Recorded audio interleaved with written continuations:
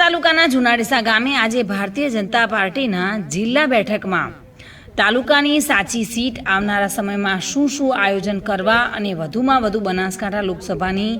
Seat પર lead કેવી રીતે લાવવી તેને અનુલક્ષીને કાર્યકર્તાઓની બેઠક યોજાઈ હતી, જે બનાસકાંઠાની લોકસભામાં રામાપીરમાં મંદિરે આ બેઠકની મિટિંગ રાખવામાં આવી હતી અને ભારતીય જનતા પાર્ટીમાં તમામ લોકો હાજર રહે મહત્વની બેઠક છે અને તેનું આયોજન કઈ રીતે કરવું તેને અનુલક્ષીને જુનાડીસા ભારતીય જનતા પાર્ટી જિલ્લા પંચાયત સીટ હરનાથભાઈ પટેલે તથા ટીટી માળી અને જુનાડીસાના હસમુખભાઈ મોદી, પિયુષભાઈ પુનડિયા, મદારજી સગ્રામજી ઠાકોર અને વાસણાના ભારતીય જનતા પાર્ટીના નટુભાઈ રાજગોર ઉપસ્થિત રહ્યા હતા અને તમામ ભારતીય જનતા પાર્ટીના કાર્યકર્તાઓએ ખૂબ સુંદર મીટિંગનું આયોજન કર્યું હતું, જેમાં મીઠાઈનો પ્રસાદ પણ રાખવામાં આવ્યો હતો। તમામ કાર્યકર્તાઓ એક સાથે ભારતીય જનતા પાર્ટીને લીડ અપાવશે તેવો સંકલ્પ પણ કર્યો હતો અને ભારત માતાની જયના નારા સાથે આ મીટિંગનું આયોજન કર્યું હતું।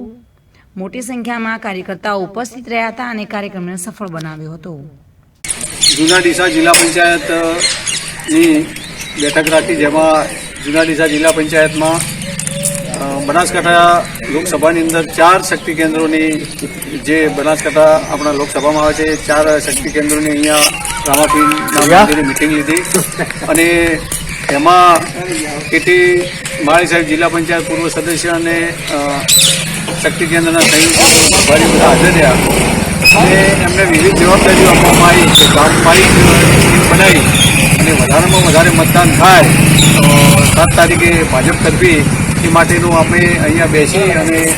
આયોજન કર્યું। જુનાડીસા જિલ્લા પંચાયત સીટમાં ભારતીય જનતા પાર્ટી આયોજિત રામ સપ્તાહ કાર્યક્રમમાં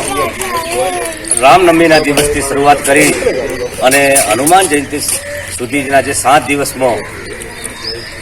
જ્યારે 500 વર્ષના ઇંતજાર પછી ભારતના આરાધ્ય દેવ રામલલ્લા જ્યારે અયોધ્યામાં બિરાજમાન થયા છે ત્યારે એ ખુશાલીમાં ઘરે ઘરે દીવાઓ થાય અને શેરીએ શ્રી રામના નારા લાગે એ ભાવ સાથે રામનવમીથી શરૂઆત કરી અને હનુમાન દાદાની જયંતિ તારીખ 23 સુધી આ કાર્યક્રમ અમારો ચાલશે અને હનુમાનજીના મંદિરે દરેક ગામે એ દિવસે હનુમાન ચાલીસાના પાઠ કરી અને આ કાર્યક્રમ અમે પૂર્ણ કરીશું। વિપુલ મંડોરા સાથે bureau report, today Gujarati news.